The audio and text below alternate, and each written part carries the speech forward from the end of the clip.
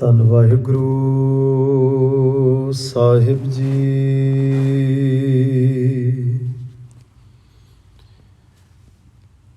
ਗੁਰ ਕਿਰਪਾ ਜਹ ਨਰ ਕੋ ਕੀਨੀ, ਤਹ ਇਹ ਜੁਗਤ ਪਛਾਨੀ। ਨਾਨਕ ਲੀਨ भयो ਗੋਬਿੰਦ ਸਿਉ, ਜਿਉ ਪਾਨੀ ਸੰਗ ਪਾਨੀ। ਧੰਨ ਵਾਹਿਗੁਰੂ ਸਾਹਿਬ ਜੀ। ਜਿਉ ਸੁਪਨਾ ਅਰ ਪੇਖਨਾ, ਐਸੇ ਜਗ ਕੋ ਜਾਨ। ਇਨ ਮੈਂ ਕਛ ਸਾਚੋ ਨਹੀਂ, ਨਾਨਕ ਬਿਨ ਭਗਵਾਨ। ਜਿਉ ਸੁਪਨਾ ਅਰ ਪੇਖਨਾ, ਐਸੇ ਜਗ ਕੋ ਜਾਨ। ਇਨ ਮੈਂ ਕਛ ਸਾਚੋ ਨਹੀਂ, ਨਾਨਕ ਬਿਨ ਭਗਵਾਨ।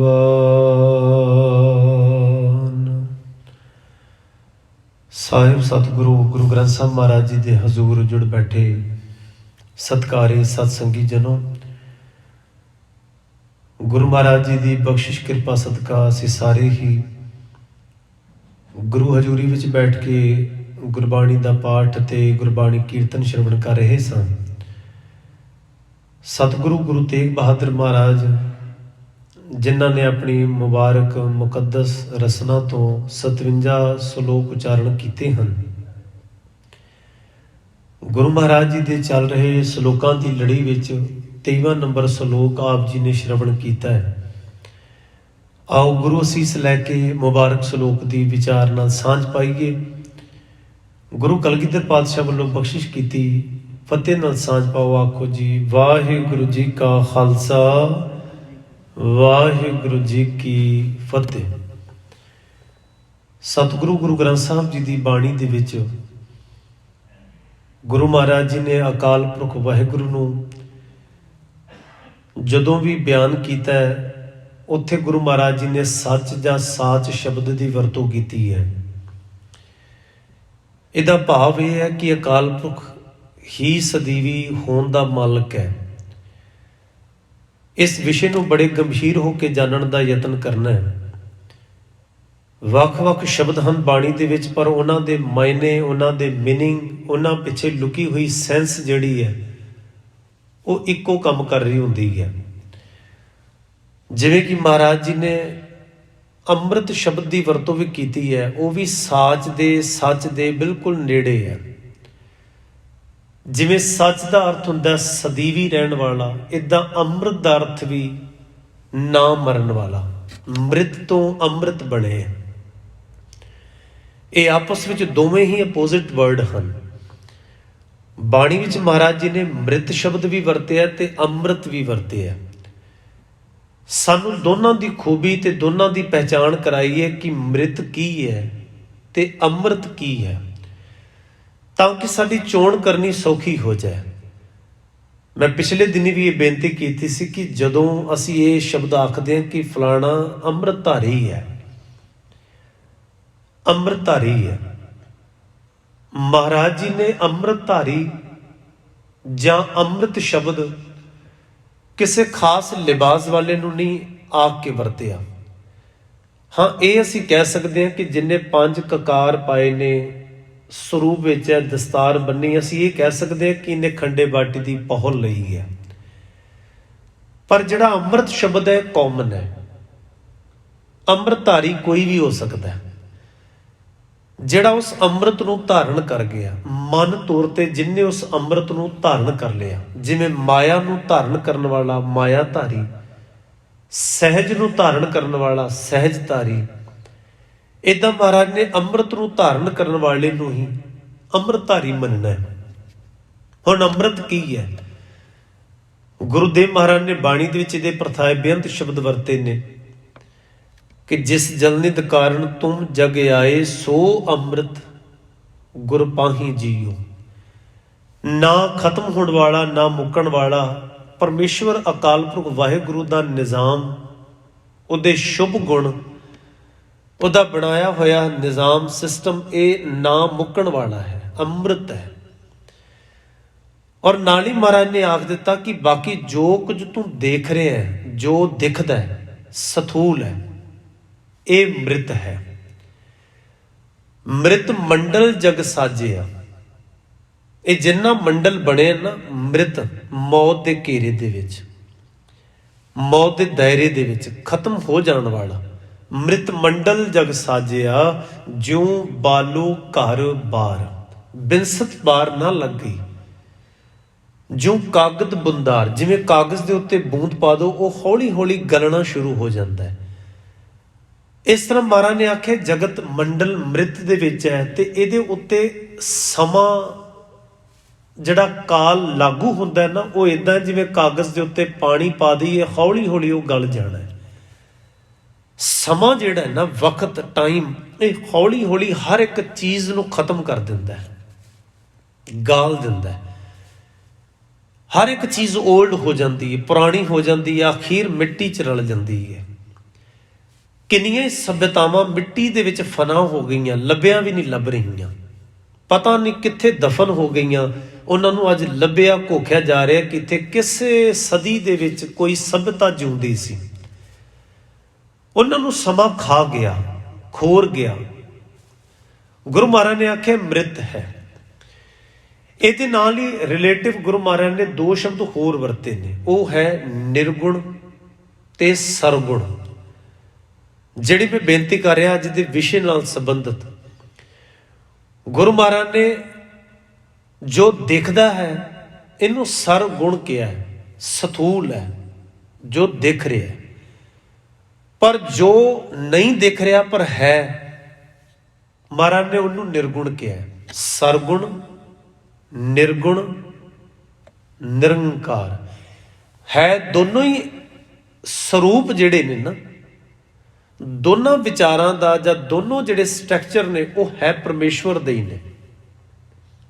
ਇਹ ਜਿੰਨਾ ਸਥੂਲ ਨਿਕਲ ਕੇ ਆਇਆ ਉਹ ਸੂਖਮ ਵਿੱਚੋਂ ਨਿਕਲ ਕੇ ਆਇਆ, ਜਿੰਨਾ ਵੀ ਹੈ। ਇੱਕ ਸੌਖੀ ਜਿਹੀ ਉਦਾਹਰਣ ਹੋਰ ਸਾਂਝੀ ਕਰ ਲਈਏ ਤਾਂ ਕਿ ਵਿਸ਼ਾ ਪਕੜ ਚ ਆਵੇ। ਬੜਾ ਇੰਟਰਸਟਿਡ, ਬਾਣੀ ਵਿੱਚ ਬੜੇ ਇੰਟਰਸਟਿੰਗ ਵਿਸ਼ੇ ਨੇ, ਜਾਣਨ ਵਾਲੇ ਫਿਲਾਸਫੀ ਵਿਸ਼ੇ ਨੇ। ਗੁਰੂ ਮਹਾਰਾਜ ਨੇ ਆਖਿਆ ਕਦੀ ਤੁਸੀਂ ਦੇਖਿਆ ਹੋਣਾ ਪਿੰਡਾਂ ਸ਼ਹਿਰਾਂ ਦੇ ਵਿੱਚ, ਖਾਸ ਕਰਕੇ ਅਸੀਂ ਇੰਡੀਆ ਦੇ ਵਿੱਚ ਵੇਖਦੇ ਸਾਂ, ਤਮਾਸ਼ਾ ਵਿਖਾਉਣ ਵਾਲੇ ਆਉਂਦੇ ਸਨ, ਉਹਨਾਂ ਨੂੰ ਬਾਜੀਗਰ ਵੀ ਕਿਹਾ ਜਾਂਦਾ ਸੀ। ਔਰ ਇੱਕ ਸਮਾਜ ਵੀ ਬਣ ਗਿਆ, ਕਬੀਲਾ ਬਣ ਗਿਆ, ਬਾਜੀਗਰ ਲੋਕ ਨੇ ਇਹ। ਜਦੋਂ ਉਹ ਤਮਾਸ਼ਾ ਵਿਖਾਉਂਦੇ ਸਨ ਨਾ, ਉਹਨਾਂ ਨੇ ਬੜਾ ਪ੍ਰਗਟਾਵਾ ਕਰਨਾ, ਹਰ ਇੱਕ ਚੀਜ਼ ਦਾ ਫੈਲਾਅ ਕਰਨਾ, ਔਰ ਹਰੇਕ ਦੀ ਅਟਰੈਕਸ਼ਨ ਜਿਹੜੀ ਹੈ ਉਹ ਉਹਨਾਂ ਦੇ ਕੀਤੇ ਹੋਏ ਕੰਮ ਦੇ ਉੱਤੇ ਜਾਰੀ ਹੁੰਦੀ ਸੀ। ਔਰ ਇਉਂ ਲੱਗਦਾ ਸੀ ਇਹ ਸੱਚ ਹੈ। ਵੇਖਣ 'ਚ ਹਰ ਇੱਕ ਨੂੰ ਐਂ ਲੱਗਦਾ ਸੀ ਇਹ ਬਈ ਜੋ ਕਰ ਰਹੇ ਨੇ ਸੱਚ ਹੀ। ਇਹਨਾਂ ਨੇ ਤਾਂ ਬੰਦਾ ਵੀ ਮਾਰਤਾ, ਅੱਖੀਂ ਵੇਂਦਿਆਂ ਹੀ ਧੜ ਨਾਲੋਂ ਸਿਰ ਇਉਂ ਲੱਗਦਾ ਸੀ ਇਹਨੇ ਵੱਖਰਾ ਹੀ ਕਰ ਦਿੱਤਾ। ਉਹਨਾਂ ਨੇ ਹੱਥ ਦੇ ਵਿੱਚ ਰੁਪਈਆ ਪਾ ਕੇ, ਲੱਕੜ ਜੀ ਘੁਮਾ ਕੇ, ਮੰਤਰ ਪੜ੍ਹ ਕੇ ਦੋ ਕਰ ਦੇਣ। ਸਾਨੂੰ ਲੱਗਦਾ ਸੀ ਸੱਚ ਹੈ ਤਾਂ ਸਾਰਾ ਕੁਝ, ਕਿਉਂਕਿ ਇੱਕ ਅੱਖਾਂ ਦੇ ਨਾਲ ਦੇਖਿਆ ਹੋਇਆ ਇੱਕ ਧੋਖਾ ਹੈ, ਪਰ ਲੱਗ ਸੱਚ ਰਿਹਾ। ਮਹਾਰਾਜ ਨੇ ਆਖਿਆ ਜਦੋਂ ਸਾਰਾ ਫੈਲਾਅ ਕਰਦਾ ਉਦੋਂ ਤੱਕ ਤੇ ਠੀਕ ਹੈ, ਦਿਖ ਰਿਹਾ, ਸੱਚ ਲੱਗ ਰਿਹਾ, ਪਰ ਹੌਲੀ ਹੌਲੀ ਕਰਕੇ ਜਦੋਂ ਐਂਡਿੰਗ ਹੋਣ ਲੱਗਦੀ, ਸਾਰੀ ਖੇਟ ਸਮੇਟਣੀ ਸ਼ੁਰੂ ਕਰ ਦਿੰਦਾ ਔਰ ਆਪਣੇ ਇੱਕ ਝੋਲੇ 'ਚ ਪਾ ਕੇ ਮੋਢੇ ਤੇ ਰੱਖ ਕੇ ਤੁਰਦਾ। ਮਹਾਰਾਜ ਨੇ ਇਸ ਗੱਲ ਨੂੰ ਬੜੇ ਧਿਆਨ ਨਾਲ ਵੇਖਿਆ ਔਰ ਗੁਰੂ ਸਾਹਿਬ ਨੇ ਬਾਣੀ 'ਚ ਉਦਾਹਰਣ ਦੇ ਦਿੱਤੀ। ਕਹਿੰਦੇ ਬਾਜੀ ਕਰ ਜੈਸੇ ਬਾਜੀ ਪਾਈ। ਜਿਵੇਂ ਵਿਖਾਉਣ ਵਾਲਾ ਬਾਜੀ ਪਾ ਰਿਹਾ ਹੈ, ਦਿਖਾ ਰਿਹਾ, ਕੁਝ ਜਾਦੂ ਦੀ ਖੇਡ ਦਿਖਾ ਰਿਹਾ, ਜਾਦੂ ਹੀ ਹੈ। बाजीगर जैसे बाजी पाई, नाना रूप पेख दिखलाई। बड़े किस्म के वक्रे वक्रे रूप, वक्री वक्री आइटम, वक्री वक्री चीज़ पेश की अगले ने, बड़ी चंगी लगी सानू वेखण दे विच। महाराज कहते हैं बाजीगर जैसे बाजी पाई, नाना रूप पेख दिखलाई, सांग उतार थम्यो पसारा। जदों सारी गेम समेट ली अगले ने ते अखीर च की रह गया, तब एको एकंकारा। महाराज ने आख्या परमेश्वर अकाल पुरख बाजी पा रहा, बाजीगर बाजी पा रहा, दिखा रहा, डिफरेंट डिफरेंट रूप दिखा रहे हैं, वक्री वक्री झलक पेश कर रहा, और सानू लगता है जादू ही है जी। आसमान तुसी वेखो, एक किदां दा लेंटर पिया होया कि इहदे थल्ले कोई पिलर ही नहीं हैगा। बाणी च कबीर साहब ने आख्या ओए जो अंबर, ओए जो दिसे अंबर तारे, किन ओए चीते चीतन हारे, कहो रे पंडित अंबर कहां से लागा। ये किते सारे लगा होया, बूझे बूझन हार सभागा। हर एक चीज़ प्रभावित कर रही है बंदे नूं। कोई भी शै तुसी वेख लवो, ये पानी कित्थों आ रहा है, हवा मुक क्यों नहीं रही, हवा सदियों तो चल रही है लगातार, धरती की तासीर क्यों नहीं खत्म हो रही। बीज रहे हैं खा रहे हैं, बीज रहे हैं खा रहे हैं, दिन दा दिन लैंदे थकपाहे दा प्रकरण चल रहे हैं। पशु परिंदे आउंदे जांदे, नवीं किस्मां पैदा होंदियां ने, पुरानियां फना हो रही ने। बड़ी हैरानगी का दृश्य है सारा कुछ। अगर कुदरत की इस तस्वीर नूं, इस फिल्म नूं ध्यान नाल वेखीए ना, असीं ते जिहड़ी आ मूवी वेखने आ ना, 2 घंटे की वध तो वध होंदी है, 2-2.5 घंटे बाद एंडिंग करनी पैंदी है, अगले नूं थक जाते हैं। वेखण वाले ने भी थक जाना, विखाउण वाला भी हंब जाएगा, होर किड्डी को विखाईए। पर यह फिल्म तुसीं वेखो, जदों दी शुरू हुई है लगातार ही चल रही है। दृश्य लगातार दृश्य बदलते पे ने, असीं सफ़र कर रहे हैं, वख-वख दृश्य ने। सफ़र का असल दे विच पता ही उदों लग जाए जदों सीन चेंज होंदे ने। तुसीं कदी वेखियो, असीं गड्डी 'च बैठे होईए, हुण खड़ी गड्डी स्टार्ट कर दो, तुसीं आले दुआले राइट लैफ्ट वेखो तो इक्को ही सीन होएगा, उही चीज़ां होणगीਆਂ। पर जो ही तुसीं तुरोगे तो सीन ही बदलणगे ना, दृश्य ही बदलणगे। अगे वधना ही दृश्य बदलना, असल दे विच सेम चीज़ नहीं रहेगी।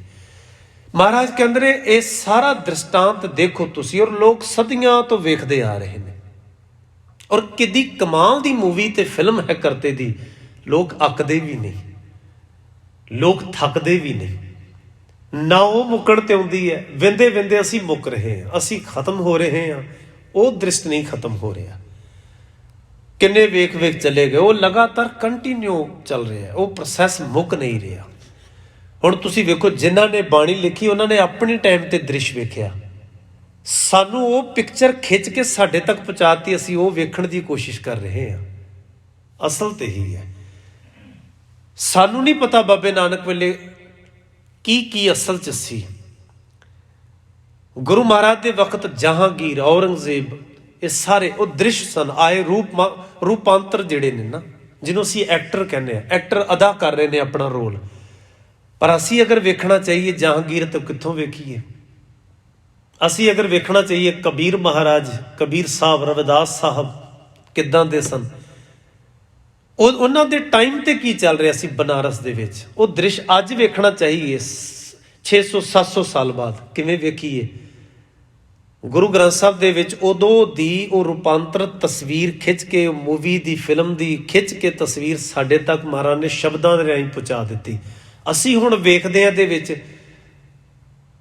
गज साढ़े तै धोतियां, बनारस का दृश्य है, कहते धोतियां पाइयां हुई ने, वेखो उन्होंने गज साढ़े तै धोतियां, तेरे पायन तग, गल विच धागे पए हुए ने, गली जिन्हां जपमालियां, गलां च माला पई हुई है। वेखो दृश्य वेखो बनारस का, गली जिन्हां जपमालियां, लोटे हथ निबाग, हथ च लोटे ने।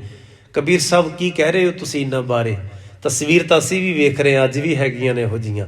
कहते हर के संत ना आखिए, बनारस के ठग। उस टाइम दे विच जो अगले ने देखिया हू बहू अंकित कर दिता, पेश कर दिता। हुण असीं ते बनारस नहीं ना जाना, ਨਾ ਅਸੀਂ ਹਰਿਦੁਆਰ ਜਾਣਾ, ਨਾ ਅਸੀਂ ਬਨਾਰਸ ਜਾਣਾ, ਨਾ ਪੁਰੀ ਜਾਣਾ। ਅਸੀਂ ਹੁਣ ਇਹ ਸ਼ਬਦ ਪੜ੍ਹ ਕੇ ਕੀ ਕਰੀਏ?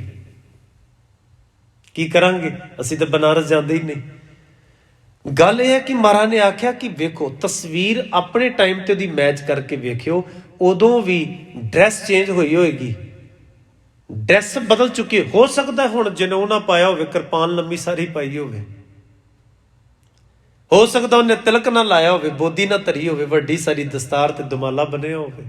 ਦ੍ਰਿਸ਼ ਹੈ ਨਾ, ਸੀਨ ਦੇਖਣਾ ਪਏਗਾ, ਮੈਚ ਕਰਕੇ ਵੇਖਣਾ ਪਏਗਾ ਕਿ ਉਹਨਾਂ ਦੇ ਟਾਈਮ ਤੇ ਧਾਰਮਿਕ ਡਰੈਸ ਕੋਡ ਦਾ ਦ੍ਰਿਸ਼ ਐਕਟਰ ਇਦਾਂ ਦਾ ਆਇਆ, ਅੱਜ ਇਦਾਂ ਦਾ ਆ ਰਿਹਾ। ਹੁਣ ਇਹਨੂੰ ਮੈਂ ਕਿੱਦਾਂ ਵੇਖਾਂ?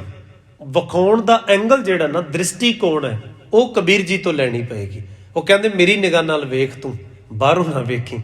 ਬਾਹਰੋਂ ਤਾਂ ਮੈਂ ਵੀ ਵੇਖਿਆ ਬਨਾਰਸ ਵਿੱਚ ਬਹੁਤ ਕੁਝ, ਪਰ ਜਦੋਂ ਮੈਂ ਕਿਰਦਾਰ ਵੇਖਿਆ, ਆਚਰਣ ਵੇਖਿਆ, ਕਰੈਕਟਰ ਵੇਖਿਆ, ਉਦੋਂ ਆਖਿਆ ਜੀ ਹਰ ਕੇ ਸੰਤ ਨਾ ਆਖੀ ਹੈ ਬਨਾਰਸ ਕੇ ਠੱਗ। ਕਹਿਣਾ ਪਿਆ, ਕਿੱਡੀ ਜ਼ਰੂਰਤ ਹੋਏਗੀ ਉਹਨਾਂ ਦੇ ਵਿੱਚ ਇਹ ਗੱਲ ਕਹਿਣ ਲਈ। ਔਰ ਕਹਿਣ ਦੇ ਬਾਅਦ ਉਹਨਾਂ ਦੇ ਨਾਲ ਜੋ ਹੋਇਆ ਹੋਏਗਾ ਉਹ ਕਬੀਰ ਜੀ ਵੀ ਜਾਣਦੇ ਨੇ। ਤੁਸੀਂ ਕੀ ਸੋਚਦੇ ਹੋ ਕਿ ਕਬੀਰ ਜੀ ਨੂੰ ਅਗਲਿਆਂ ਨੇ ਘਰ ਆ ਕੇ ਲੱਡੂਆਂ ਦਾ ਡੱਬਾ ਦਿੱਤਾ ਹੋਣਾ ਜਦੋਂ ਉਹਨਾਂ ਨੇ ਸ਼ਬਦ ਉਚਾਰਨ ਕੀਤਾ ਹੋਣਾ? ਅਗਲੇ ਨੇ ਆਖਿਆ ਹੋਣਾ ਬਾਹਰ ਤੋਂ ਨਿਕਲ ਸਹੀ ਆਪਣੇ ਘਰੋਂ, ਕਿਉਂਕਿ ਰਹਿੰਦੇ ਹੀ ਬਨਾਰਸ ਸਨ। ਅਗਲਿਆਂ ਨੇ ਕੋਤਵਾਲੀ ਤੱਕ, ਪੁਲਿਸ ਤੱਕ, ਜੱਜ ਤੱਕ, ਹਰ ਇੱਕ ਤੱਕ ਅਪਰੋਚ ਕੀਤੀ ਹੋਣੀ ਹੈ। ਕੇਸ ਵੱਖਰੇ ਤੋਂ ਵੱਖਰੇ ਪਾਏ ਹੋਣੇ ਨੇ ਅਗਲਿਆਂ ਨੇ। ਅੱਜ ਨਹੀਂ ਅਸੀਂ ਕਹਿ ਦਿੰਦੇ, ਅੱਜ ਅਸੀਂ ਕਹਿੰਦੇ ਹਾਂ ਕਿ ਵੀ ਇਹਨੇ ਮੈਨੂੰ ਠੇਸ ਪਹੁੰਚਾਈ ਹੈ, ਇਹ ਸ਼ਬਦ ਕਹਿ ਕੇ ਆਪਾਂ ਕੇਸ ਦਰਜ ਕਰਾ ਦਿੰਦੇ ਹਾਂ ਬਈ ਸ਼ਬਦਾਂ ਦੇ ਰਾਹੀਂ, ਬੋਲਾਂ ਰਾਹੀਂ, ਆਰਟੀਕਲ ਰਾਹੀਂ ਮੈਨੂੰ ਠੇਸ ਪਹੁੰਚਾਈ, ਮਾਨਹਾਨੀ ਦਾ ਕੇਸ ਦਰਜ ਕਰੋ। ਤੇ ਕਬੀਰ ਜੀ ਤੇ ਮਾਨਹਾਨੀ ਨਾ ਹੋਈ ਹੋਏਗੀ? ਨਾਮਦੇਵ ਸਾਹਿਬ, ਫਰੀਦ ਸਾਹਿਬ, ਗੁਰੂ ਮਹਾਰਾਜ ਹੋਈ ਸੀ, ਤਾਂ ਹੀ ਤੇ ਤੱਤੀਆਂ ਤਵੀਆਂ ਤੱਕ ਪਹੁੰਚ ਹੋਈ ਹੈ। ਕੇਸ ਦਰਜ ਹੋਏ ਨੇ, ਫਾਈਲਾਂ ਮੋਟੀਆਂ ਹੋ ਗਈਆਂ ਨੇ, ਤਾਂ ਹੀ ਤਾਂ ਅਗਲੇ ਨੀਹਾਂ ਤੱਕ ਲੈ ਗਏ ਅਗਲਿਆਂ ਨੂੰ। ਨਹੀਂ ਤੇ ਹੋਰ ਦੋਸ਼ ਸਾਬਤ ਕੀ ਕਰੋਗੇ ਤੁਸੀਂ? ਕਿਹੜੀ ਫਾਈਲ ਹੈ ਤੁਹਾਡੇ ਕੋਲ ਜਿਹੜੀ ਤੁਸੀਂ ਕਹੋਗੇ ਜਿਹਦੇ ਬੰਦ ਕੱਢ ਦੇਵੋ, ਇਹਦਾ ਖੋਪੜ ਲਾ ਦੇਵੋ? ਕੀ ਹੈ ਤੁਹਾਡੇ ਕੋਲ ਦੱਸਣ ਲਈ? ਕਿਹੜੀ ਦਲੀਲ ਹੈ? ਖੈਰ, ਮੈਂ ਵਿਸ਼ੇ ਨੂੰ ਸੰਕੋਚਾਂ। ਮਹਾਰਾਜ ਨੇ ਆਖਿਆ ਕਿ ਇਹ ਜਿੰਨਾ ਕੁਝ ਦ੍ਰਿਸ਼ਟਮਾਨ ਹੈ ਨਾ, ਜੋ ਦਿਖ ਰਿਹਾ ਤੁਹਾਨੂੰ ਅੱਜ, ਇਹ ਸਾਰਾ ਮੌਤ ਦੇ ਘੇਰੇ ਦੇ ਵਿੱਚ ਬਣਿਆ ਹੋਇਆ, ਪਰ ਨਿਕਲਿਆ ਹੈ ਸੂਖਮ ਦੇ ਵਿੱਚੋਂ ਦੀ, ਪਰਮੇਸ਼ਵਰ ਵਾਹਿਗੁਰੂ ਦੇ ਵਿੱਚੋਂ ਹੈ, ਸਥੂਲ ਹੈ। ਪਰ ਇਹ ਸਾਰਾ ਸਥੂਲ ਦਿਖ ਰਿਹਾ ਹੋਇਆ ਜਦੋਂ ਫਨਾ ਹੋਏਗਾ, ਖਤਮ ਹੋਏਗਾ, ਬਾਜੀਗਰ ਦਾ ਸਾਰਾ ਗੇਮ ਮੁੱਕ ਜਾਏਗਾ, ਉਦੋਂ ਅਖੀਰ ਬਾਜੀਗਰ ਫਿਰ ਵੀ ਰਹਿ ਜਾਏਗਾ। ਫਿਰ ਧਿਆਨ ਨਾਲ ਸੁਣਿਓ, ਬਾਜੀਗਰ ਜੈਸੇ ਬਾਜੀ ਪਾਈ, ਨਾਨਾ ਰੂਪ ਭੇਖ ਦਿਖਲਾਈ, ਸਾਂਗ ਉਤਾਰ ਤਮਿਓ ਪਸਾਰਾ। ਸਭ ਜਦੋਂ ਖੇਬ ਖਤਮ ਹੋਇਆ ਤਬ ਏਕੋ ਏਕ ਓੰਕਾਰਾ। ਕਈ ਵਾਰ ਮਹਾਰਾਜ ਨੇ ਆਖਿਆ ਇਹ ਕਈ ਵਾਰੀ ਬਣਿਆ, ਢੱਠਿਆ, ਉਸਰਿਆ, ਬਾਰ ਦਾ ਪ੍ਰਕਰਨ ਹੈ। ਇਸੇ ਤਰ੍ਹਾਂ ਗੁਰੂ ਮਹਾਰਾਜ ਨੇ ਬਾਣੀ ਦੇ ਵਿੱਚ ਇੱਕ ਹੋਰ ਉਦਾਹਰਣ ਸਾਂਝੀ ਕੀਤੀ ਜਿਹੜੀ ਅੱਜ ਦੇ ਸ਼ਲੋਕ ਦੇ ਵਿੱਚ ਹੈ, ਇਸੇ ਹੀ ਨਾਲ ਸੰਬੰਧਿਤ। ਮਹਾਰਾਜ ਨੇ ਆਖਿਆ ਕਿ ਇੱਕ ਹੈ ਜਿਹੜੀ ਅਸੀਂ ਜਿਉਂਦਿਆਂ ਲਾਈ ਫਿਰਨੇ ਆ, ਵੇਖ ਰਹੇ ਅੱਖਾਂ ਦੇ ਨਾਲ। ਇੱਕ ਹੈਗਾ ਜਦੋਂ ਅਸੀਂ ਨੀਂਦ ਵਿੱਚ ਚਲੇ ਜਾਂਦੇ ਹਾਂ।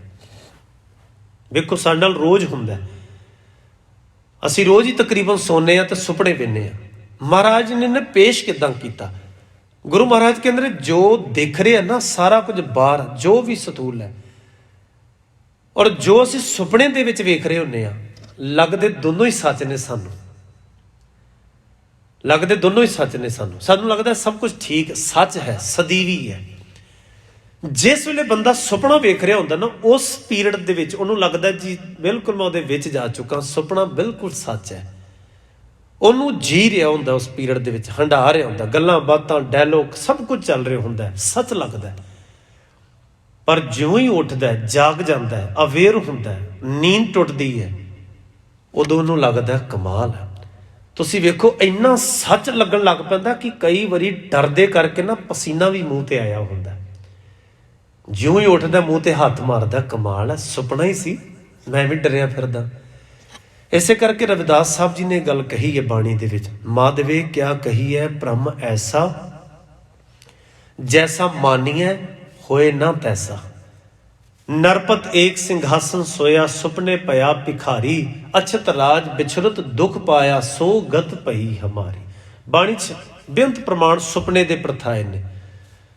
जग जीवन ऐसा सुपने जैसा, जीवन सुपन समानੰ, साच कर हम गाठ दीनी, छोड़ परम निधानੰ। जो असल सच है वो छुटिया ਤੇ ਜੋ ਸੁਪਨਾ ਹੈ ਉਹ ਸੱਚ ਲੱਗ ਰਿਹਾ ਉਸ ਪੀਰੀਅਡ ਦੇ ਵਿੱਚ। ਪਰ ਪਤਾ ਸੁਪਨਾ ਸੱਚ ਕਦੋਂ ਲੱਗਦਾ? ਜਦੋਂ ਬੰਦਾ ਸੁੱਤਾ ਹੁੰਦਾ ਹੈ।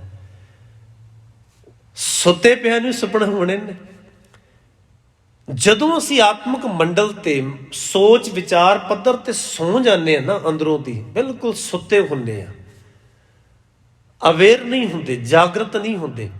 ਲੱਗਦਾ ਰਿਹਾ ਕਿ ਮੈਂ ਬੜਾ ਅਵੇਅਰ ਹਾਂ, ਮੈਂ ਜਾਗਰਤ ਹਾਂ, ਮੈਂ ਐਜੂਕੇਟਿਡ ਹਾਂ, ਬੜਾ ਕੁਝ ਲੱਗ ਰਿਹਾ ਹੁੰਦਾ। ਪਰ ਸੁੱਤੇ ਹੋਏ ਸੁਪਨੇ ਦੇ ਵਿੱਚ, ਖਿਆਲਾਂ ਦੇ ਵਿੱਚ ਗਵਾਚੇ ਹੁੰਦੇ ਆ ਆਪਾਂ। ਖਿਆਲਾਂ ਦੇ ਬਹੁਤ ਗ੍ਰੰਥ ਲਿਖੇ ਜਾਂਦੇ ਨੇ ਸਾਡੇ ਦਿਮਾਗ ਦੇ ਰਾਹੀਂ, ਬਹੁਤ ਬਹੁਤ ਵੱਡੇ ਗ੍ਰੰਥ। ਉਹਦੇ 'ਚ ਇੰਨਾ ਗਵਾਚ ਜਾਂਦੇ ਆ। ਸੁੱਤੇ ਪਿਆ ਜਿਹੜਾ ਸੁਪਨਾ ਚੱਲ ਰਿਹਾ ਉਹ ਸਾਨੂੰ ਲੱਗਦਾ ਇਹ ਸੱਚ ਹੈ, ਇਹ ਓਰੀਜਨਲਿਟੀ ਹੈ, ਇਹ ਸੱਚਾਈ ਹੈ। ਪਰ ਜਿਉਂ ਹੀ ਗੁਰੂ ਜਗਾਉਂਦੇ ਨੇ ਨਾ, ਉੱਠ,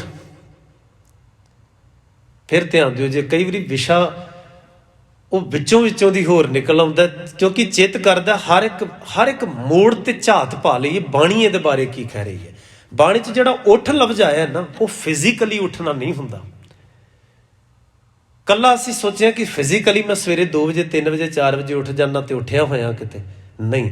ਜਿਹੜਾ ਹੋ ਸਕਦਾ 2 ਵਜੇ ਤੜਕੇ ਦਾ ਉੱਠਿਆ, ਹੋ ਸਕਦਾ ਉਹ ਅੱਧੀ ਜ਼ਿੰਦਗੀ ਤੱਕ ਸੁੱਤਾ ਹੀ ਲੰਘ ਗਈ ਉਹਦੀ, ਤਾਂ ਜ਼ਰੂਰੀ ਨਹੀਂ ਕਿ ਉਹ ਉੱਠ ਕੇ ਹੋਵੇ।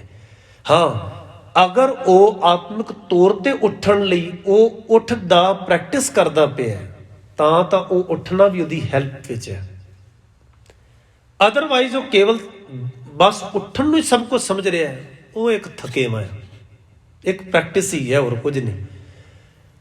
ਗੁਰੂ ਮਹਾਰਾਜ ਨੇ ਇਹਦੇ ਬਾਰੇ ਜਦੋਂ ਬਾਣੀ 'ਚ ਆਖਿਆ ਕਿ ਸ਼ਬਦ ਹੁੰਦਾ ਗੁਰੂ ਅਰਜਨ ਸਾਹਿਬ ਮਹਾਰਾਜ ਜੀ ਦਾ, ਗੋਬਿੰਦ ਗੋਬਿੰਦ ਗੋਬਿੰਦ ਸੰਗ ਨਾਮ ਦਿਓ ਮਨ ਲੀਣਾ, ਆੜ ਦਮ ਕੋ ਛੀਪਰੋ ਹੋਇਓ ਲਾਖੀਣਾ, ਬੁਨਨਾ ਤੰਨਾ ਤਿਆਗ ਕੇ ਪ੍ਰੀ ਚਰਨ ਕਬੀਰਾ, ਨੀਚ ਕੁਲਾ ਜੁਲਾਰਾ ਪਇਓ ਗੁਣੀ ਗਹੀਰਾ, ਰਵਿਦਾਸ ਢਵੰਤਾ ਢੋਰ ਨੀ ਤਿਨ ਤਿਆਗੀ ਮਾਇਆ, ਪ੍ਰਗਟ ਹੋਆ ਸਾਧ ਸੰਗ ਹਰ ਦਰਸ਼ਨ ਪਾਇਆ, ਸੈਣ ਨਾਈ ਬੁਤਕਾਰੀਆ ਘਰ ਘਰ ਸੁਣਿਆ, ਪ੍ਰਗਟ ਹੋਆ ਸਾਧ ਸੰਗ, ਸੈਣ ਨਾਈ ਬੁਤਕਾਰੀਆ ਘਰ ਘਰ ਸੁਣਿਆ, ਹਿਰਦੇ ਵਸਿਆ ਪਾਰ ਬ੍ਰਹਮ ਭਗਤਾਂ ਮੈਂ ਗੰਨਿਆ, ਇਹ ਬਿਦ ਸੁਣ ਕੇ ਜਾਟਰੋ ਉੱਠ ਭਗਤੀ ਲਾਗਾ। ਹੁਣ ਉੱਥੇ ਜਿਹੜਾ ਉੱਠ ਹੈ ਨਾ, ਉਹ ਫਿਜ਼ੀਕਲੀ ਉੱਠਣਾ ਨਹੀਂ ਆਖਿਆ ਗਿਆ। ਫਿਜ਼ੀਕਲੀ ਤਾਂ ਲੋਕ ਬੜੇ ਉੱਠਦੇ ਸਨ ਉਸ ਟਾਈਮ, ਔਰ ਕਈ ਤਾਂ ਉੱਠੇ ਹੀ ਰਹਿੰਦੇ ਸਨ, ਸੌਂਦੇ ਹੀ ਨਹੀਂ ਸਨ ਹੈਗੇ। ਉੱਠੇ, ਉਹਨਾਂ ਨੂੰ ਮਹਾਰਾਜ ਨੇ ਕਬੂਲ ਨਹੀਂ ਕੀਤਾ ਕਿ ਇਹ ਸਮਾਧੀਆਂ ਬੜੀਆਂ ਲਾਉਂਦੇ ਨੇ, ਸਮਾਧੀ ਲੀਨ ਬੜੇ ਰਹਿੰਦੇ ਨੇ ਤੇ ਬੜੇ ਲੰਮਾ ਚੌਂਕੜਾ ਲਾ ਲੈਂਦੇ ਨੇ। ਮਹਾਰਾਜ ਕਹਿੰਦੇ ਨੇ ਇਹ ਬਨਾਰਸੀ ਤਪ ਕਰੇ ਉਲਟ ਤੀਰਥ ਮਰੈ, ਅਗਨ ਦੇਹ ਕਲਪ ਕਾਇਆ ਕਲਪ ਕੀਜੈ, ਅਸ਼ਮੇਧ ਜਗ ਕੀਜੈ, ਸੋਨਾ ਗਰਭਦਾਨ ਦੀਜੈ, ਰਾਮ ਨਾਮ ਸਰ ਤਹੁ ਨਾ ਪੂਜੈ।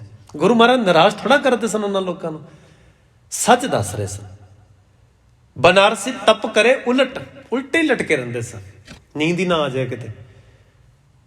ਇੱਥੋਂ ਤੱਕ ਲੋਕਾਂ ਨੇ ਆਪਣੇ ਜੂੜੇ ਦੇ ਵਾਲ ਜਿਹੜੇ ਸਿਰ ਦੇ ਨੇ ਇਹਨੂੰ ਬੰਨ ਲੈਣਾ ਕਿ ਨੀਂਦ ਨਾ ਆਵੇ, ਝਟਕਾ ਵੱਜੇ ਪਤਾ ਲੱਗ ਜਾਏ। ਅਸੀਂ ਗੁਰੂ ਮਹਾਰਾਜ ਨਾਲ ਵੀ ਇੱਦਾਂ ਹੀ ਕੁਝ ਕੀਤਾ, ਬੇਇਨਸਾਫੀਆਂ ਕੀਤੀਆਂ, ਕਿਉਂਕਿ ਗੁਰਮਤਿ ਨਹੀਂ ਪੜ੍ਹੀ, ਬਾਣੀ ਨਹੀਂ ਪੜ੍ਹੀ ਅਸੀਂ। ਤੁਸੀਂ ਗੋਇੰਦਵਾਲ ਜਾਓ, ਕਦੀ ਮੌਕਾ ਮਿਲੇ, ਉੱਥੇ ਗੁਰਦੁਆਰਾ ਚੁਬਾਰਾ ਸਾਹਿਬ, ਜਿੱਥੇ ਗੁਰੂ ਅਰਜਨ ਸਾਹਿਬ ਜੀ ਦਾ ਪ੍ਰਕਾਸ਼ ਹੋਇਆ, ਬੀਬੀ ਭਾਨੀ ਜੀ ਦਾ ਘਰ ਸੀ, ਗੁਰੂ ਰਾਮਦਾਸ ਮਹਾਰਾਜ ਜੀ ਦਾ ਘਰ। ਉੱਥੇ ਪ੍ਰਕਾਸ਼ ਦੇ ਨਾਲ ਹੀ ਇੱਕ ਕਿੱਲੀ ਅਗਲਿਆਂ ਨੇ ਲਾਤੀ ਹੈ ਠੋਕ ਕੇ ਕੰਧ ਦੇ ਵਿੱਚ, ਤੇ ਉਹਦੇ ਨਾਲ ਬੋਰਡ ਲੱਗਾ ਹੋਇਆ ਹੈ ਕਿ ਗੁਰੂ ਅਮਰਦਾਸ ਜੀ ਸਿਮਰਨ ਵੇਲੇ ਆਪਣੇ ਵਾਲ ਕੇਸ ਇਹਦੇ ਨਾਲ ਬੰਨ ਲੈਂਦੇ ਸਨ, ਨੀਂਦ ਨਾ ਆ ਜਾਏ। ਤੁਸੀਂ ਦੇਖੋ ਕਿੰਨਾ ਧੱਕਾ ਕਰਦੇ ਹਾਂ ਅਸੀਂ। ਉਹੀ ਗੁਰੂ ਅਮਰਦਾਸ ਮਹਾਰਾਜ ਤੋਂ ਬਾਣੀ ਚੋਂ ਪੁੱਛੋ, ਗੁਰੂ ਮਹਾਰਾਜ ਤੋਂ ਪੁੱਛੋ ਕਿ ਇਹ ਤਰੀਕਾ ਠੀਕ ਹੈ, ਇਹ ਮੈਥਡ ਠੀਕ ਹੁੰਦੇ ਨੇ। ਮਹਾਰਾਜ ਕਹਿੰਦੇ ਨੇ ਮਨ ਹਟ ਕਿਨੇ ਨਾ ਪਾਇਓ। ਕਿੰਨਾ ਸਪਸ਼ਟ ਸਟੈਂਡ ਹੈ। ਇਹ ਮਨ ਹਟ ਹੈ, ਧੱਕਾ ਹੈ ਆਪਣੇ ਆਪ ਨਾਲ। ਮਨ ਹਟ ਕਿਨੇ ਨਾ ਪਾਇਓ, ਸਭ ਥੱਕੇ ਕਰਮ ਕਮਾਏ। ਥੱਕੇਵਾਂ ਹੀ ਹੈ, ਕੋਈ ਪ੍ਰਾਪਤੀ ਨਹੀਂ ਹੁੰਦੀ ਇਹਨਾਂ ਗੱਲਾਂ ਪਿੱਛੇ। ਸੋ ਮਹਾਰਾਜ ਨੇ ਜਿਹੜਾ ਉੱਠ ਸ਼ਬਦ ਵਰਤੇ ਹੈ ਨਾ, ਗੁਰੂ ਜਦੋਂ ਉਠਾਉਂਦਾ ਵਾਕਈ ਮੈਂਟਲੀ ਪੱਧਰ ਤੇ, ਸੋਚ ਲੈਵਲ ਤੇ ਅੰਦਰ ਖੁੱਲ ਜਾਣਾ, ਜਿਹਨੂੰ ਅਸੀਂ ਦਸਮ ਦੁਆਰ ਵੀ ਬਾਣੀ ਵਿੱਚ ਕਹਿੰਦੇ ਹਾਂ। 9 ਦੁਆਰੇ ਪ੍ਰਗਟ ਕੀਏ, 10ਵਾਂ ਗੁਪਤ ਰਖਾਇਆ। ਅੰਦਰੋਂ ਖੁੱਲ ਜਾਣਾ। ਹਰ ਇੱਕ ਚੀਜ਼ ਨੂੰ ਤੁਸੀਂ ਫਿਰ ਜਦੋਂ ਵੇਖੋਗੇ ਨਾ, ਤੁਹਾਨੂੰ ਉਹ ਵੱਖਰੀ ਰੂਪਾਂਤਰਨ ਤੋਂ ਹੋਏਗੀ। ਲੋਕ ਉਹਨੂੰ ਹੋਰ ਤਰ੍ਹਾਂ ਵੇਖ ਰਹੇ ਨੇ, ਤੁਸੀਂ ਉਹਨੂੰ ਹੋਰ ਤਰ੍ਹਾਂ ਵੇਖੋਗੇ। ਉੱਠ ਗਿਆ ਬੰਦਾ, ਉੱਠੇ ਹੋਏ ਬੰਦੇ, ਜਾਗੇ ਹੋਏ ਬੰਦੇ ਸਮਾਜ ਨੂੰ ਜਗਾਉਂਦੇ ਨੇ। ਸਮਾਜ ਹੁਣ ਸੁੱਤਾ ਪਿਆ ਬੰਦਾ ਨਾਲ ਦੇ ਬੰਦੇ ਨੂੰ ਉਠਾ ਸਕਦਾ? ਉਹ ਤਾਂ ਖੁਦ ਸੁੱਤਾ। ਉੱਠਾ ਹੋਇਆ ਬੰਦਾ ਜਿਹੜਾ ਉਹ ਉਠਾ ਸਕਦਾ। ਜਦੋਂ ਮਹਾਰਾਜ ਉੱਠੇ, ਭਾਈ ਲਹਿਣਾ ਜੀ ਨੂੰ ਉਠਾਤਾ, ਬਾਬਾ ਅਮਰਦਾਸ ਜੀ ਨੂੰ ਉਠਾਇਆ, ਉਹ ਉੱਠਦਿਆਂ ਸਾਰੇ ਕਹਿੰਦੇ ਨੇ ਕਮਾਲ ਹੋ ਗਈ ਹੈ, 20 ਸਾਲ ਸੁੱਤੇ ਹੀ ਲੰਘ ਗਈ। ਹਰਿਦੁਆਰ ਚੁੱਭੀ ਮਾਰਦੇ ਹਾਂ, ਜਥਾ ਲੈ ਕੇ ਜਾਂਦੇ ਹਾਂ, ਉੱਥੇ ਜਾ ਕੇ ਅਸੀਂ ਭੇਟਾਵਾਂ ਇੰਨੀਆਂ ਦੇ ਕੇ ਆਉਂਦੇ ਹਾਂ, ਸੁੱਤੇ ਹੀ ਸਾਰੀ ਜ਼ਿੰਦਗੀ ਲੰਘ ਗਈ ਹੈ ਸਾਡੀ। ਸ਼ੁਕਰ ਹੈ ਗੁਰੂ ਨੇ ਉਠਾ ਦਿੱਤਾ, ਨਹੀਂ ਤੇ ਸੁਪਨੇ ਸੇਤੀ ਚਿੱਤ ਮੂਰਖ ਲਾਇਆ। ਸੁਪਨੇ ਵਿੱਚ ਸੁਪਨੇ ਚੱਲਦੇ ਰਹਿੰਦੇ ਨੇ, ਨੀਂਦ ਦੇ ਵਿੱਚ, ਤੇ ਸੁਪਨੇ ਓਰੀਜਨਲਟੀ ਲੱਗਦੀ ਹੈ। ਗੁਰੂ ਤੇਗ ਬਹਾਦਰ ਮਹਾਰਾਜ ਸ਼ਲੋਕ ਵਿੱਚ ਕਹਿੰਦੇ ਨੇ, ਜਿਉਂ ਸੁਪਨਾ ਅਰ ਪੇਖਨਾ। ਅਰ ਦਾ ਅਰਥ ਹੁੰਦਾ ਅਤੇ, ਇਹ ਦੋਵੇਂ ਚੀਜ਼ਾਂ ਲਾਗੂ ਹੋ ਗਈਆਂ ਹੁਣ ਅਤੇ ਕਹਿ ਕੇ। ਜਿੱਥੇ ਐਂਡ ਸ਼ਬਦ ਆ ਜਾਣ, ਐਂਡ ਆ, ਉੱਥੇ ਦਾ ਮਤਲਬ ਦੋਨਾਂ ਨੂੰ ਅਲੱਗ-ਅਲੱਗ ਕਰਕੇ ਵੇਖਣਾ। ਕਹਿੰਦੇ ਸੁਪਨਾ ਜੋ ਨੀਂਦ ਵਿੱਚ ਆਇਆ ਜਾ ਕੇ, ਉਹ ਸੱਚ ਲੱਗ ਰਿਹਾ ਸੀ, ਤੇ ਜੋ ਤੁਸੀਂ ਵੇਖ ਰਹੇ ਹੋ ਇਹ ਦੋਵੇਂ ਸੱਚ ਲੱਗਦੇ ਨੇ। ਜਿਉਂ ਸੁਪਨਾ ਅਰ ਪੇਖਨਾ ਐਸੇ ਜਗ ਕੋ ਜਾਨ। ਇੱਦਾਂ ਸਮਝ ਕਿ ਜਿਵੇਂ ਸੁਪਨਾ ਪਲ ਭਰ ਦਾ ਹੀ ਹੁੰਦਾ। ਜਦੋਂ ਬੰਦਾ ਜਾਗੇਗਾ ਤੇ ਉਹਨੂੰ ਲੱਗੇਗਾ ਨਹੀਂ ਸੁਪਨਾ ਹੀ ਸੀ, ਸੱਚ ਕੁਝ ਵੀ ਨਹੀਂ ਸੀ ਉਹਦੇ ਵਿੱਚ ਗੱਲ ਹੈਗੀ। ਸੁਪਨੇ ਤਾਂ ਬੰਦਾ ਰਾਤ ਨੂੰ ਲਾਟਰੀਆਂ ਖੋਲ ਕੇ ਬੈਠਾ ਹੁੰਦਾ, ਕਰੋੜਪਤੀ ਬਣਿਆ ਹੁੰਦਾ, ਪਰ ਸਵੇਰੇ ਤੇ ਉਹ ਟੁੱਟੇ ਜਿਹੇ ਮੰਜੇ ਤੇ ਪਿਆ ਹੋਏਗਾ। ਮਹਾਰਾਜ ਕਹਿੰਦੇ ਨੇ ਸਾਰੀ ਦੁਨੀਆ ਨੂੰ ਏਦਾਂ ਖਲਕਤ ਨੂੰ ਵੇਖ, ਸਥੂਲ ਨੂੰ ਏਦਾਂ ਵੇਖ। ਜਿਉਂ ਸੁਪਨਾ ਅਰ ਪੇਖਣਾ ਐਸੇ ਜਗ ਕੋ ਜਾਨ, ਇਨਮੈਂ ਕਛ ਸਾਚੋ ਨਹੀਂ। ਇਹਦੇ 'ਚ ਕੁਝ ਸਦੀਵੀ ਨਹੀਂ ਹੈ। ਸਾਚੋ ਦਾ ਅਰਥ ਇੱਥੇ ਇਹ ਨਾ ਲਿਓ ਜੇ ਕਿ ਇਹ ਜੋ ਹੈ ਇਹ ਫਿਰ ਹਵਾ 'ਚ ਹੀ ਹੈ ਤਾਂ ਹੈ ਅਸਲ ਦੇ ਵਿੱਚ। ਸੱਚੇ ਤੇਰੇ ਖੰਡ, ਸੱਚੇ ਬ੍ਰਹਮੰਡ, ਸੱਚੇ ਤੇਰੇ ਲੋ, ਸੱਚੇ ਆਕਾਰ, ਹੈ ਤਾਂ ਹੈ ਨਾ ਕੁਝ ਜੋ ਵੇਖ ਰਿਹਾ ਸਾਨੂੰ, ਤਾਂ ਹੀ ਅਸੀਂ ਉਹਦੇ ਨਾਮਕਰਨ ਰੱਖਦੇ ਹਾਂ, ਕੁਝ ਹੈ। ਪਰ ਮਹਾਰਾਜ ਕਹਿੰਦੇ ਨੇ ਸੱਚ ਦਾ ਅਰਥ ਹੈ ਸਦੀਵੀ ਨਹੀਂ ਹੈ ਜ਼ਰੂਰ ਹੈ। ਸੁਪਨਾ ਹੁੰਦਾ ਜ਼ਰੂਰ ਹੈ ਨੀਂਦ ਵਿੱਚ, ਏਦਾਂ ਨਹੀਂ ਅਸੀਂ ਸਵੇਰੇ ਉੱਠ ਕੇ ਕਹਿ ਦਿੰਦੇ ਜੀ ਸੁਪਨਾ ਆਇਆ, ਹੈ ਸੀ ਤਾਂ ਹੀ ਅਸੀਂ ਕਿਹਾ ਸਵੇਰੇ ਉੱਠ ਕੇ। ਪਰ ਮਹਾਰਾਜ ਕਹਿੰਦੇ ਨੇ ਬਹੁਤ ਕੁਝ ਤੁਹਾਨੂੰ ਲੱਗੇਗਾ ਸੱਚ ਹੈ, ਉਹਨੂੰ ਫੜਨ ਦੀ ਕੋਸ਼ਿਸ਼ ਕਰੋਗੇ ਪਰ ਉਹ ਹੋਏਗਾ ਨਹੀਂ, ਉਹ ਫੜਿਆ ਨਹੀਂ ਜਾਏਗਾ। ਸੁਪਨੇ ਨੂੰ ਬੰਦਾ ਨੀਂਦ ਵਿੱਚ ਇੰਜੋਏ ਤਾਂ ਕਰ ਸਕਦਾ ਹੈ, ਪਰ ਉਹਨੂੰ ਫੜ ਕੇ ਰੱਖ ਨਹੀਂ ਸਕਦਾ ਸੰਭਾਲ ਕੇ। ਜਦੋਂ ਪਤਾ ਲੱਗ ਜਾਏ ਨਾ ਕਿ ਔਲਾਦ ਸਾਡੇ ਘਰ ਆਈ ਹੈ, ਪਰਮੇਸ਼ਵਰ ਨੇ, ਵਾਹਿਗੁਰੂ ਨੇ ਧੀ, ਇਹ ਪੁੱਤ, ਇਹ ਪਰਿਵਾਰ ਦਿੱਤਾ, ਪਰ ਨਾਲ ਹੀ ਇੱਕ ਖਿਆਲ ਅੰਦਰ ਸੱਚ ਪਕੜ ਕਰ ਜਾਏ, ਇਹ ਜਾਏਗਾ ਵੀ, ਇਹ ਜੋ ਆਇਆ ਇਹਨੇ ਜਾਣਾ ਵੀ ਹੈ। ਪਹਿਲਾਂ ਹੀ ਬੰਦਾ ਪ੍ਰਿਪੇਅਰ ਹੋ ਜਾਏਗਾ, ਪਹਿਲਾਂ ਹੀ ਹੋ ਜਾਏਗਾ, ਕਿਉਂਕਿ ਜਿਸ ਕੀ ਵਸਤ ਸੋਈ ਲੈ ਜਾਏਗਾ। ਜਿੰਨੇ ਅਗਰ ਦਿੱਤੀ ਬਿਨਾਂ ਪੁੱਛਿਆ ਤੇ ਲਿਜਾ ਵੀ ਤਾਂ ਸਕਦਾ ਨਾ। ਸੁਪਨਾ ਹੈ, ਫੜਨ ਦੀ ਕੋਸ਼ਿਸ਼ ਨਾ ਕਰ ਉਹਨੂੰ। ਜਦੋਂ ਅਸੀਂ ਫੜਨ ਦੀਆਂ ਕੋਸ਼ਿਸ਼ਾਂ ਕਰਦੇ ਹਾਂ ਤਾਂ ਚਲੀ ਜਾਂਦੀ ਚੀਜ਼, ਉਦੋਂ ਬੰਦਾ ਸਟ੍ਰੈਸ ਵਿੱਚ, ਡਿਪਰੈਸ਼ਨ ਵਿੱਚ, ਮਰਨ ਕਿਨਾਰੇ ਚਲਾ ਜਾਂਦਾ। ਫੜਨ ਦੀ ਕੋਸ਼ਿਸ਼ ਕਰ ਰਿਹਾ ਸੀ, ਉਹ ਚਲੀ ਗਈ। ਇੱਦਾਂ ਨਹੀਂ ਕਿ ਕਲਗੀਧਰ ਮਹਾਰਾਜ ਨੂੰ ਆਪਣੀ ਔਲਾਦ ਚੰਗੀ ਨਹੀਂ ਸੀ ਲੱਗ ਰਹੀ ਤੇ ਉਹਨਾਂ ਨੇ ਆਖਿਆ ਜਾਓ ਜੰਗੇ ਮੈਦਾਨ ਦੇ ਵਿੱਚ ਸ਼ਹੀਦ ਹੋ ਜਾਓ। ਸਭ ਨੂੰ ਆਪਣੀ ਔਲਾਦ ਚੰਗੀ ਲੱਗਦੀ ਹੈ, ਪਰ ਉਹ ਪ੍ਰਿਪੇਅਰ ਨੇ। ਇਸ ਗੱਲੋਂ ਪਤਾ ਹੈ ਇਹਨਾਂ ਨੂੰ ਕਦੋਂ ਤੱਕ ਫੜ ਕੇ ਰੱਖਾਂਗੇ ਅਸੀਂ। ਇਹ ਜੋ ਉਪਜਿਓ ਸੋ ਬਿਨਸ ਹੈ, ਪਰ ਉਹ ਆਜ ਕੈ ਕਾਲ, ਅੱਜ ਨਹੀਂ ਤੇ ਕੱਲ। ਸੋ ਗੁਰੂ ਮਹਾਰਾਜ ਕਹਿੰਦੇ ਨੇ ਇਨਮੈਂ ਕਛ ਸਾਚੋ ਨਹੀਂ, ਨਾਨਕ ਬਿਨ ਭਗਵਾਨ। ਕੇਵਲ ਤਾਂ ਕੇਵਲ ਭਗਵਾਨ ਅਕਾਲ ਪੁਰਖ ਕਰਤਾ ਖੁਦਾ, ਉਹ ਅੱਲਾ, ਉਹ ਹੀ ਸੱਚ ਹੈ ਬਸ। ਸਾਂਗ ਉਤਾਰ ਥਰਿਓ ਪਸਾਰਾ, ਤਬ ਏਕੋ ਏਕੰਕਾਰਾ। ਉਹੀ ਸੱਚ ਹੈ, ਉਹੀ ਸਦੀਵੀ ਹੈ। ਬਾਕੀ ਤੇ ਜੋ ਕੁਝ ਵੀ ਹੈ ਸਭ ਸੁਪਨੇ ਦੀ ਨਿਆਈ ਹੈ। ਜੀਵਨ ਸੁਪਨ ਸਮਾਨੰ, ਸਾਜ ਕਰ ਹਮ ਗਾਠ ਦੀਨੀ, ਛੋੜ ਪਰਮ ਨਿਧਾਨੰ। ਗੁਰੂ ਕਿਰਪਾ ਕਰੇ, ਬਖਸ਼ਿਸ਼ ਕਰੇ। ਬਾਣੀ ਨੇ ਸਾਨੂੰ ਅੰਮ੍ਰਿਤ ਬਾਣੀ ਵਿੱਚ ਸਰਗੁਣ ਨਿਰਗੁਣ ਸੁਪਨਾ ਤੇ ਜੋ ਹਕੀਕਤ ਉੱਠ ਕੇ ਦੇਖਦਾ ਹੈ, ਮਹਾਰਾਜ ਨੇ ਇਹਦੇ ਵਿੱਚ ਸਾਨੂੰ ਬੜੇ ਅੰਤਰ ਦਿਖਾਏ ਨੇ। ਚੋਣ ਬੰਦੇ ਨੇ ਕਰਨੀ ਹੈ। ਵਿਚਾਰਾਂ ਦੌਰਾਨ ਹੋਈਆਂ ਭੁੱਲਾਂ ਚੁੱਕਾਂ ਦੀ ਖਿਮਾ ਜੀ। ਵਾਹਿਗੁਰੂ ਜੀ ਕਾ ਖਾਲਸਾ, ਵਾਹਿਗੁਰੂ ਜੀ ਕੀ ਫਤਿਹ।